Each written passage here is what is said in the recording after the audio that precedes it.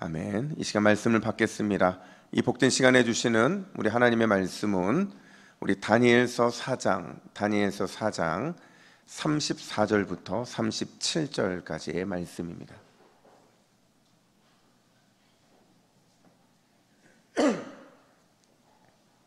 다니엘서 4장 34절부터 37절까지의 말씀, 주가 다스리신다라는 제목으로 오늘 말씀을 받겠습니다. 우리 다니엘 4장 34절부터 마지막 37절까지 우리 함께 교독하겠습니다. 그 기한이 참에 나 느부갓네살이 하늘을 우러러 보았더니 내 총명이 다시 내게로 돌아온지라. 이에 내가 지극히 높으신 이에게 감사하며 영생하시는 이를 찬양하고 경배하였나니 그 권세는 영원한 권세요 그 나라는 대대에 이르리로다. 땅의 모든 사람들을 없는 것 같이 여기시며 하늘의 군대에게든지 땅의 사람에게든지 그는 자기 뜻대로 행하시나니 그의 손을 금하든지 혹시 이르기를 내가 무엇을 하느냐고 할 자가 아무도 없도다. 그때에 내 총명이 내게로 돌아왔고 또 내 나라의 영광에 대하여도 내 위엄과 광명이 내게로 돌아왔고 또 나의 모사들과 관원들이 내게 찾아오니 내가 내 나라에서 다시 세움을 받고 또 지극한 위세가 내게 더하였느니라. 그러므로 지금 나 느부갓네살은 하늘의 왕을 찬양하며 칭송하며 경배하노니 그의 일이 다 진실하고 그의 행하심이 의로우심으로 교만하게 행하는 자를 그가 능히 낮추심이라. 아멘. 할렐루야. 우리 옆에 분들에게 인사합니다. 세상의 별이 됩시다. 한 번 더 인사합니다. 교회의 별이 됩시다. 교회의 별이 됩시다. 아멘. 제가 아는 한 의사 선생님이 계세요. 이분은요 7, 80대 환자들에게, 어르신 환자들에게 아주 기가 막히게 잘 진료하는 분으로 소문난 분이세요. 이분이 내과시거든요. 내과인데 신기하게도 그냥 모든 환자가 다 이분한테 가요. 내과면 내과만 가야 되잖아요. 근데 외과도 가고 뭐 가정의학과도 가고 다 가는 거죠. 근데 신기하게도요 아픈 부위에 상관없이 그 병원만 갔다 오면 다 치료가 되는 거예요. 신기하지 않습니까? 그래서 하루에는 적게는 수십 명에서 많게는 거의 200명 가까운 환자들을 이렇게 돌보시는 분이세요. 근데 이 병원도요 처음에는 운영이 참 힘들었대요. 잘 안 됐던 거죠. 치료도 잘하고 처방도 잘하고 심지어 친절도 한데, 근데 신기하게 운영이 잘 안 되는 거예요. 그래서 왜 운영이 안 될까를 고민하고 있는데 어느 날 한 환자가 진료실로 딱 들어오는데 얼굴이 시꺼먼 거예요. 시꺼먼 건 왜 그러겠어요? 뭔가 이렇게 아픈 거죠. 근데 오시니까 물어본 거죠. 어디가 아파서 오셨어요? 그랬더니 이분이 하시는 말씀이 아유 여기도 아프고 여기도 아프고 다 아파요 이런 거예요. 그랬더니 이제 선생님 다시 묻습니다. 그 중에서도 특히 아픈 데가 어디예요? 이렇게 물으니까 그분이 손을 가슴에 탁 대더니 여기가 너무 답답하고 아파요 이런 거예요. 여러분 이게 무슨 병이에요? 무슨 병이라고요? 어떻게 잘 아세요? 지금 화병 가운데 계신 건 아니시죠? 이게 화병인 거죠. 근데 이분도 화병이 무슨 병인지 아니까 이렇게 말씀을 드리는 거예요. 어르신, 화병은 약이 없어요. 이 화가 내면에서 식혀져야 그래야 낫는 병인데 이게 계속 쌓이고 쌓이면 어떤 약을 써도 소용이 없다는 거죠. 마음에 있는 화를 풀어야 그래야 나을 수 있는 그런 병이라고 설명을 하니까 이 어르신이 하시는 말씀이 선생님 제가 그걸 모르고 왔겠습니까? 아는데 누군가에게 말할 사람이 없어 찾다 보니까 이 동네에서 이 병원이 사람이 가장 없더라는 거예요. 그래서 선생님한테 하소연이도 하려고 왔다는 거죠. 그래서 하소연을 하는데 하소연을 하면서 조건을 하나 달더래요. 어떤 조건이냐면 자기가 마음을 표현할 때마다 이렇게 해달라는 거예요. 그래, 그럴 수도 있겠다. 그러니까 이 말이 끝날 때마다 해달라는 거죠. 그래서 30분 넘게 이분하고 같이 대화를 하는데 선생님이 한 게 뭐예요? 그죠? 그래, 그럴 수도 있겠다 이 말만 하신 거죠. 근데 이분이 30분 후에 병원에서 나가시는데요 어떤 모습으로 들어왔다고 그랬어요? 시커먼 모습으로 왔다가 나갈 때는 얼굴이 환해져서 나가시는 거죠. 분명히 치료한 것 없어요. 주사 맞은 것도 없고 어떤 처방도 없는데 그냥 저절로 그렇게 치료가 돼서 나갔다는 거예요. 그걸 보면서 이분이 저거였구나, 저렇게 하면 환자가 위로받고 치료가 되는구나라는 그걸 깨닫고 나서 이제는 오는 환자들마다 다른 거 없어요. 싹 웃으면서 아이고 그래, 그럴 수도 있겠다, 이 말만 계속 한 거죠. 그랬더니 병원이요, 소문이 난 거예요. 그래서 그 지역에서 어르신 환자가 제일 물론 문제는 뭐냐면 어린 환자는 없어요. 요즘 젊은 사람들은 분명한 변명이 나와야 기뻐하는데 이분은 하는 건 뭐라고요? 그래 그럴 수도 있겠다, 이것만 하니까 어른들만 차고 넘치는데 그분들이 어마어마하게 많이 오더라는 거죠. 한번 여러분 오늘 우리 예배를 하나님께 올려드리면서 우리 스스로에게 이렇게 말해봅시다. 손을 가슴에 대시고 그래, 그럴 수도 있겠다. 좀 위로가 되십니까? 옆에 분들에게도 한번 선포합시다. 그래, 그럴 수도 있겠다. 여러분 어떤 게 더 위로가 되세요? 둘 다 위로가 되는 줄로 믿습니다. 오늘 예배 가운데 그래, 그럴 수 있겠다, 이런 주님의 위로를 받으시기를 예수님의 이름으로 축복합니다. 여러분 우리가 오늘 다루게 될 본문은요, 아주 독특한 본문이에요. 왜 아주 독특한 본문이냐면 사실 우리가 알고 있는 다니엘 4장은요 스토리로 알다 보니까 이게 그냥 뭐 은혜가 되는 이야기일 뿐이거든요. 근데 구조적으로 보거나 아니면 내용적으로 보면 아주 독특한 본문이라고 말할 수 있어요. 먼저 내용적인 면을 좀 살펴보면요, 여러분 오늘 본문에서요 시작부터 끝까지 계속 반복하는 표현 하나가 등장을 하는데 사건이 전개되는 과정에서 아주 중요한 순간마다 반복되는 표현이에요. 그 표현이 뭐냐면 바로 나 느부갓네살은이라는 표현이라는 거죠. 이게 계속 반복해서 나타납니다. 여러분 나 느부갓네살은이라는 이 표현이 반복된다는 건 지금 이 사장의 주인공이 누구란 얘기예요? 그렇죠, 느부갓네살 왕이 오늘 본문의 주인공이라는 거예요. 특별히 그의 자기 고백적인 간증, 나 느부갓네살이니까 이 자기 고백적인 간증이 오늘 본문의 주 내용이라는 거죠. 그래서 그런지 몰라도 오늘 본문의 구조는요, 여러분 샌드위치 구조라고 아시죠? 샌드위치 구조로 돼 있어요. 처음과 마지막이요, 느부갓네살 왕이 여호와 하나님을 찬양하는 내용이 등장하고요, 그 가운데 있는 가장 긴 내용이 찬양을 할 수밖에 없는 이유에 대한 내용들로 채워져 있다는 거죠. 자, 질문. 여러분 느부갓네살 왕이 이렇게 중요한 인물일까요? 어떻게 생각하세요? 다니엘서 4장 전체를 할애할 만큼 그렇게 대단한 사람이고 그의 고백이 그렇게 대단한 고백이냐 하는 거죠. 여러분 그렇잖아요. 지금 오늘 이 4장이 위대한 하나님의 나라의 이야기도 아니고 바벨론이라고 하는 이방인 나라의 이야기에 불과한데 하나님 나라 백성의 구속의 이야기도 아니고 단순히 한 왕이 깨달은 내용인데 굳이 성경에 그것도 12장밖에 안 되는 이 다니엘서에 꼭 이 내용이 들어가야만 했느냐 하는 거예요. 여러분 다시 질문이요. 느부갓네살 왕이 그렇게 대단한 인물입니까? 그의 고백이 그렇게 중요한 고백입니까? 오늘 본문은요 우리에게 그렇다고 말을 해요. 그냥 그런 게 아니라 반드시 느부갓네살 왕의 자기 고백적인 이야기가 오늘 본문에서는 필요하다고 말을 합니다. 여러분 1절을 보세요.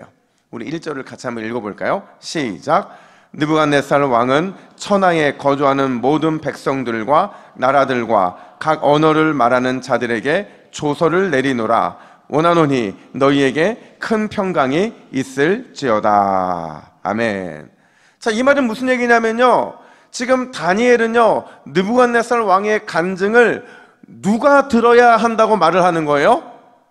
천하에 거주하는 모든 사람, 다시 말하면 어떤 민족이든지 어떤 언어를 사용하는 사람이든지 모두가 다 들어야 한다는 거예요.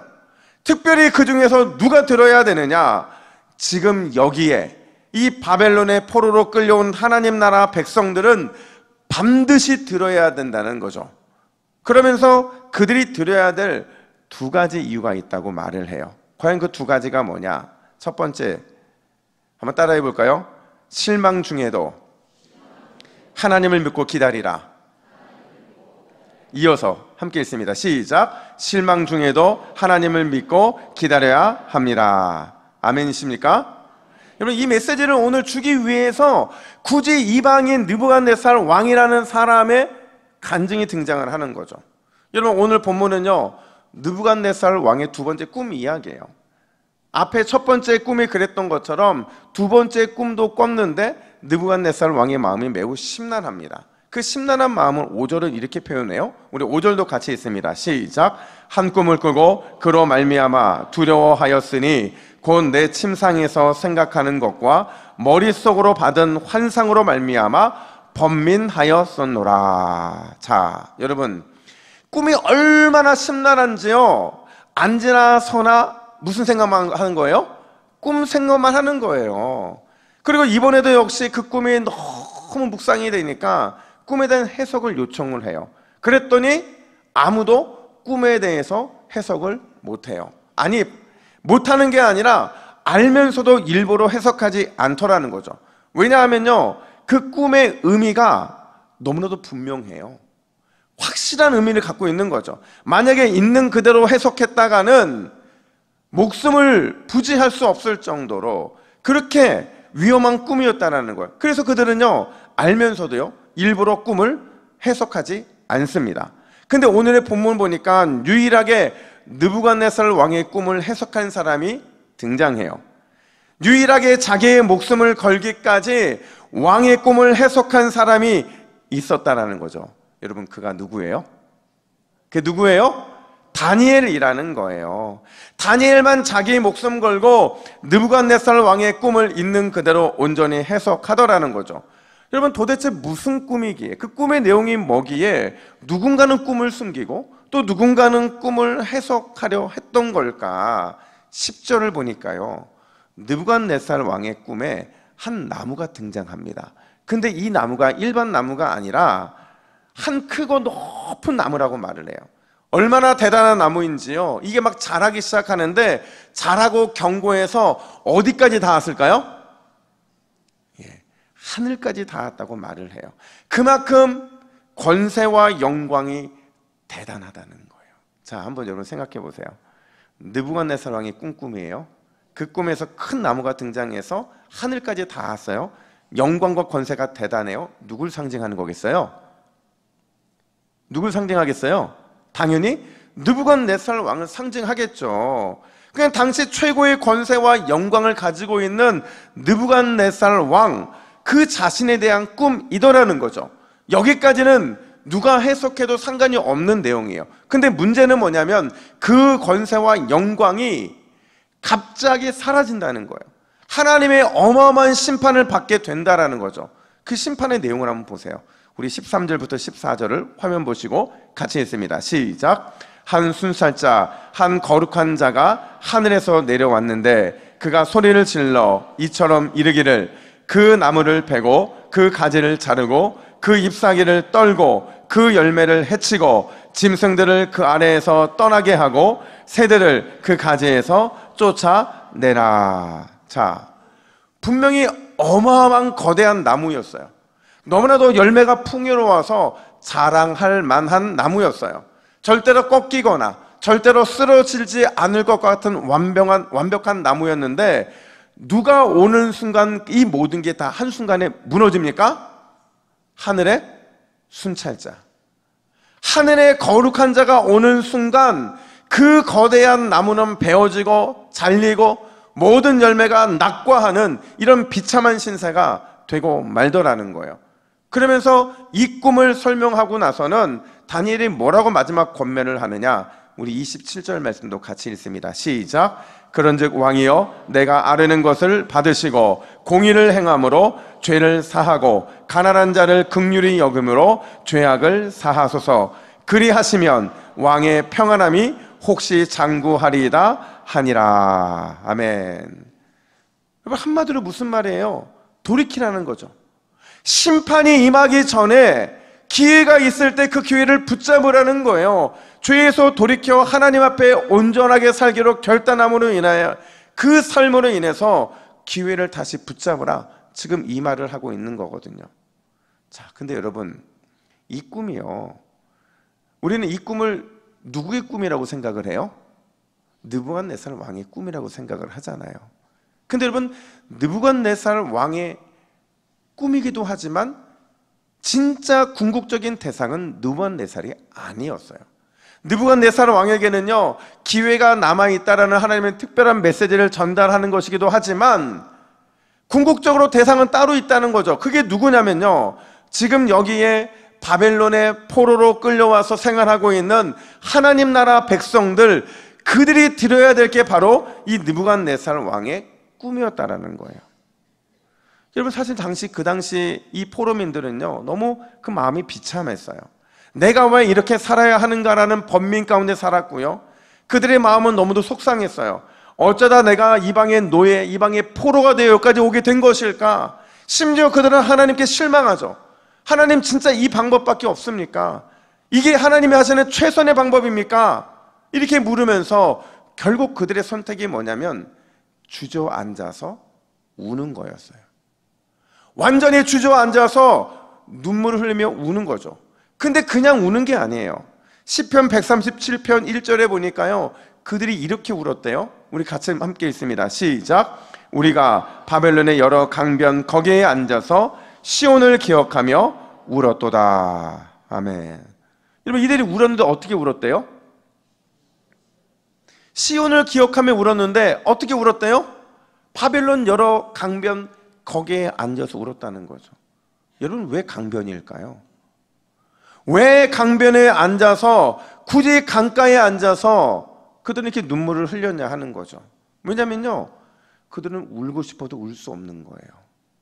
포로로 끌려와서 모진 고난을 당하면서도 누가 들을까봐 두려워서 울지 못한 거죠. 누가 듣고 눈물로 인해 낙심하고 거기서 소망을 잃어버리면 다 잃어버릴까봐 크게 울지도 못하고 강물 소리에 자신들의 슬픔을 담아서 그렇게 흘려보내면서 울었던 게 바로 오늘 본문의 이 배경이 되는 하나님의 백성들의 눈물이더라는 거죠. 여러분, 제가 목회를 하면서요, 가장 힘든 게 있어요. 가장 힘든 게 뭐냐면요, 성도들의 눈물이에요. 와, 저는 이 눈물이 너무 힘들더라고요. 사역을 하다 보면 그렇게 왜 이렇게 많은 눈물을 흘리는지, 기뻐서도 울고요, 슬퍼서도 울고요, 억울해서도 울고요, 속상해서도 울고요, 가지각가지 많은 일들 때문에 우는데 저는 이 눈물 앞에서 어떻게 하는 게 가장 좋은 건지를 잘 모르겠어요. 그래서 성도들이 일단 울면 저는 당황합니다. 너무 당황하고 이걸 어떻게 해줘야 될지를 늘 이렇게 조심스럽게 접근을 해요. 예전에 한 집사님이 계셨는, 남자 집사님이세요. 이분이요, 암 3기 진단을 받으시고는요, 그리고는 저에게 신방 요청을 해서는 제 앞에서 한없이 우셨어요. 저랑 두 분이 앉아있는데, 여러분 카페예요. 카페에서 남자 둘이 앉아있는데 커피 하나를 시켜놓고서 한 남자가 막 울어요. 어떤 느낌이세요? 이상해 보이지 않아요? 근데 저는 그 상황도 이상했지만 그렇게 막 울고 계신 집사님을 어떻게 위로해야 될지 모르겠어요. 여러분, 제가 그런 걸 경험이 없잖아요. 제가 이런 큰 질병 때문에 장기간 병원에 입원하고 수술한 기억이 없기 때문에 잘못했다가는 더 상처를 줄 것 같아서 어떻게 위로해야 될지를 모르겠더라고요. 근데 한참을 우시고 나서는 그분이 저한테 이렇게 물으시는 거예요. 목사님, 왜 저일까요? 왜 저예요? 이렇게 질문을 하는 거예요. 근데 저는 그 질문이 너무 아픈 거예요. 왜냐면요, 답을 해주고 싶은데 제가 답을 알아요, 몰라요? 모르죠. 그분이 왜 암에 걸렸는지, 이 암을 통해서 하나님의 뜻이 무엇인지 알기만 하면 알려줄 수 있을 텐데 제가 그걸 어떻게 아냐는 거죠. 근데 본인도 그걸 알았을까요? 제가 그 답을 알고 있다고 해서 이런 질문을 했겠냐는 거죠. 아니에요. 그냥 답은 모르는데 답답하니까 저에게 그 질문을 던지신 거죠. 그리고는 그 만남에 헤어질 때 그분이 저한테 뭐라고 말씀하셨냐면, 목사님, 제가 오늘만 울겠습니다. 오늘만 목사님 앞에 울고 저 울지 않겠습니다. 이러시는 거예요. 근데 정말 대단한 게요, 이분이요 그러고 나서는 모든 수술과 모든 항암 치료와 방사선 치료까지 모든 과정들을 밟으면서요 절대로 사람 앞에서 울지 않습니다. 심지어 독하다는 말을 할 정도로 사람들이 절대 울지 않아요. 자식들 앞에서도 울지 않고요, 아내 앞에서도 울지 않고요, 이 소그룹을 할 때도 거기서도 울지 않아요. 대신 이분이 딱 우는 때가 있어요. 그때가 언제냐면 하나님 앞에 기도할 때만 울더라는 거죠. 항상 그분이 기도하시는 자리가 제 앞이기 때문에 그분이 뭐라고 기도하시는지 어떻게 우시는지 저는 다 들었거든요. 근데 그분이 기도할 때요 아주 조용히 그리고 나지막한 목소리로 늘 그렇게 울며 흐느끼며 기도하시면서 마지막에 늘 하시는 말씀이 있어요.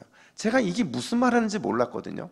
근데 그분한테 물었어요. 도대체 마지막에 기도하고 나가시면서 뭐라고 말씀하시는 거예요? 했더니 그분이 뭐라고 하시냐면 이렇게 말씀하시는 거예요. 그래도 하나님, 저 하나님 믿고 기다리겠습니다. 그래도 하나님, 저 하나님 믿고 기다리겠습니다. 그렇게 울고서는 마지막 그분의 고백이 바로 이 고백이더라는 거죠. 지금 다니엘이 말하고 하는 게 바로 그거라는 거예요. 지금 비참해요? 속상해요? 실망했어요? 앉아서 울고 주저앉고 싶은 마음이 가득한 그 하나님 나라 백성들에게요 이렇게 말하는 거죠. 여러분, 이게 끝이 아니에요. 비록 지금은 절망하고 비록 지금은 강가에 주저앉아 울고만 있지만 우리 하나님은 믿고 기다리기에 충분한 분이십니다. 왜요? 우리 인생의 순찰자이고 우리를 회복시켜 주실 분, 그분이 언젠가는 내 인생 가운데 오실 것이기 때문이라는 거죠. 여러분, 그분이요 느부갓네살 왕에게는 심판의 메신저였어요. 인생의 순찰자, 거룩하신 그분이 느부갓네살 왕에게는 심판의 메시지였다면 슬픔과 눈물 가운데 있는 하나님 나라의 백성들에게는 소망의 메신저이고 구원의 메신저이라는 사실이죠. 그래서 느부갓네살 왕의 꿈은요 힘들어하고 아파하고 있는 자녀들에게는 영적인 비타민과 같았다라는 거예요. 사랑하는 여러분, 울 일이 있으면 마음껏 우시기를 간절히 축복합니다.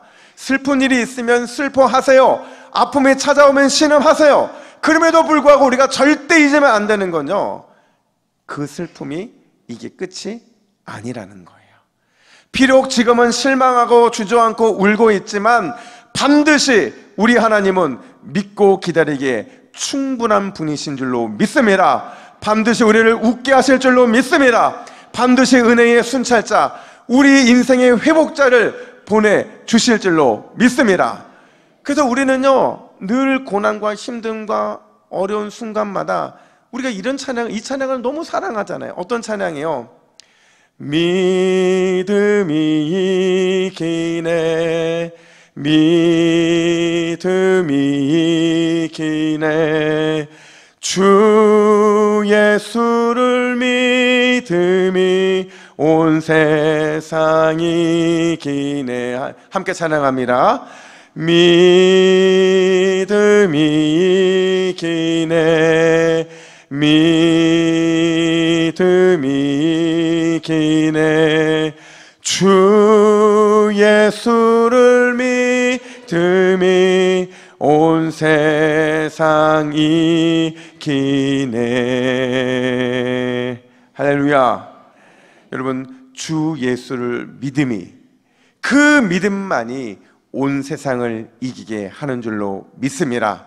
이번 한 주도 우리의 삶 가운데 지금도 실망시키지 않으시고 주저앉은 나를 일으키시고 결국에는 믿기 기다리기에 충분하시다라는 믿음의 간증 주시기를 원하시는 주님, 그 주님께서 우리를 세우고 우리를 회복시키심으로 승리하게 하여 주실 줄로 믿습니다. 이 소망 갖고 승리하시는 저와 여러분 되기를 예수님의 이름으로 축복합니다. 뿐만 아니라 여러분, 오늘 느부갓네살 왕의 꿈은요 두 번째 메시지가 있어요. 그 메시지가 뭐냐? 이것도 한번 따라 합시다. 우리가 돌아갈 곳은 오직 예수님 뿐입니다. 우리 같이 힘차게 시작. 우리가 돌아갈 곳은 오직 예수님 뿐입니다. 아멘이십니까? 여러분, 예수님은 우리의 유일한 목적지인 줄로 믿습니다. 우리가 예수님께로 돌아가면 반드시 우리의 인생길은 바른 길을 찾게 될 줄로 믿습니다. 그런데요, 문제는 뭐냐면 우리가 예수님을 우리 인생의 목적지로 두지 않을 때가 많다라는 거예요.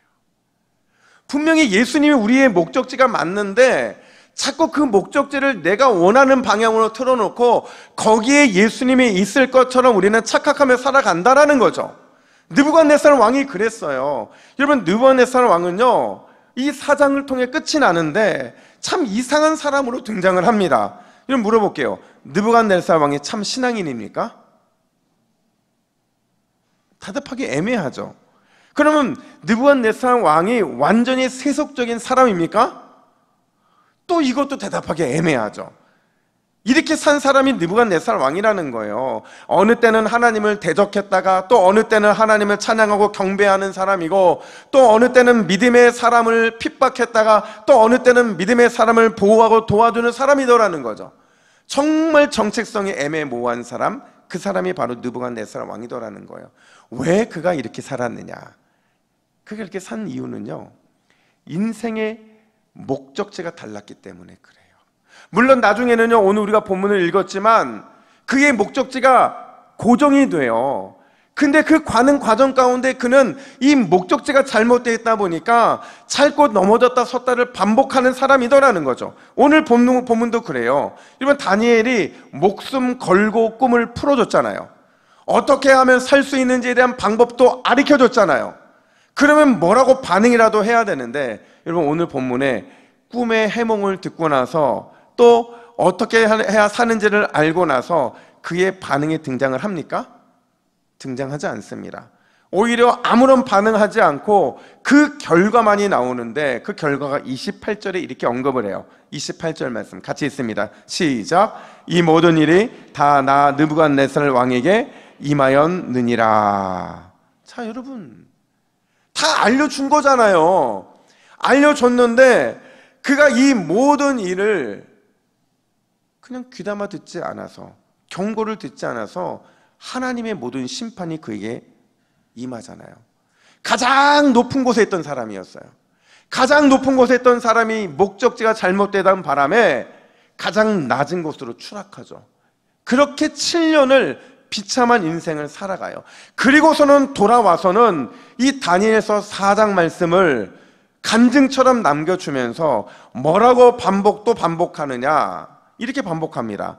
지극히 높으신 이가 사람의 나라를 다스리시며 자기의 뜻대로 그것을 주신다. 이게 오늘 4장에만 3번이나 반복해요.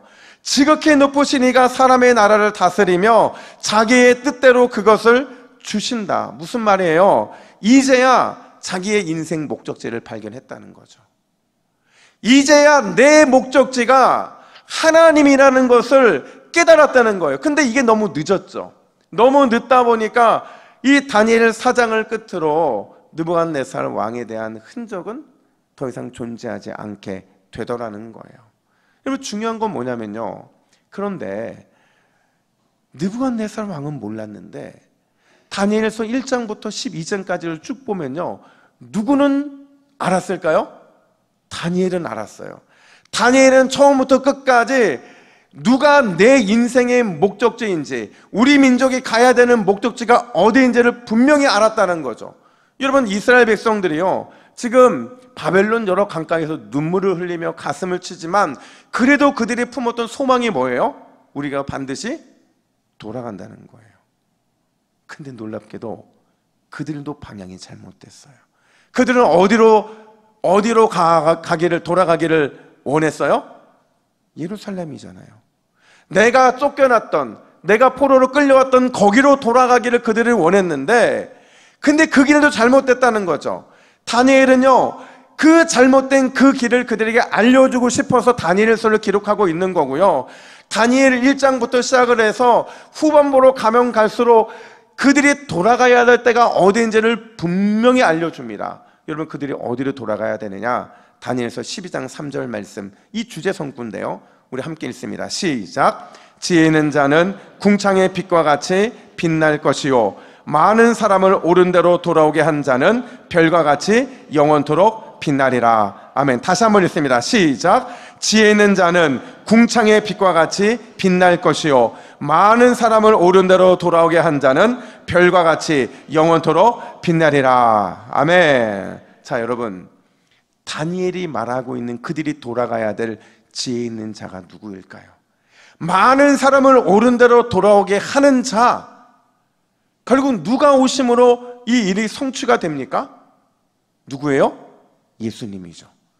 결국 다니엘서의 결론은요, 예수님이 우리의 유일한 지혜이시고 예수님이 우리의 유일한 길이시라는 사실을 1장부터 마지막 12장까지 보여주고 있다라는 거죠. 이 믿음이 있어야 우리가 인생을 헤매지 않고, 이 믿음이 확실해야만 똑바로 그 길을 걸어 나갈 수 있다, 이걸 말해주는 거예요. 여러분, 예수님이 우리의 최종 목적지가 돼야 하는 줄로 믿습니다. 물론 우리가 중간에 잘못된 길을 선택할 수 있어요. 하지만 그 길은요, 반드시 예수님에게 간다라는 전제하에서 온전한 길로 들어설 그 기회가 주어진다라는 거예요. 처음부터 우리의 목적지가 잘못되면요, 우리는 잘못된 길을 갈 수밖에 없어요. 제가 아는 선배 목사님이요, 지금 한 15년째 농촌 시골 목회를 하시는 분이 계신데, 이분이 한 번은 이런 얘기를 하신 적이 있어요. 처음에 교회에 부임을 해서 얼마 안 있다가 동네 할머니 한 분을 전도하셨는데, 이분이 세례도 받으시고 또 권사님 직분도 받으시고 그렇게 10년의 시간을 보냈는데, 10년이 지나도 절대 변하지 않은 한 가지 습관이 있더라는 거예요. 그 습관이 뭔지 아세요? 자꾸 이 권사님 입에서 팔자가 나오신다는 거예요. 그러니까 팔자 탓하시는, 이게 무슨 팔자야, 무슨 팔자 있잖아요. 막 아파도 팔자 때문에 그렇고, 취직 못해도 팔자 때문이고, 힘든 일 좋은 일 다 뭐 때문이라고요? 팔자 때문이라고. 그러니까 목사님은 막 두근거리는 거예요. 왜냐하면 기도할 때도 팔자 얘기할까 봐. 그러니까 이게 여러분, 팔자가 너무 이렇게 막 고백이 되는데 이게 잘못된 거잖아요. 그러니까 목사님이 가르쳐 드렸대요. 권사님, 이 팔자 얘기하면 절대 안 된다고. 근데 이 권사님이 아무리 얘기 들어도 습관적인 거예요. 그러니까 삶의 추임새인 거죠. 팔자.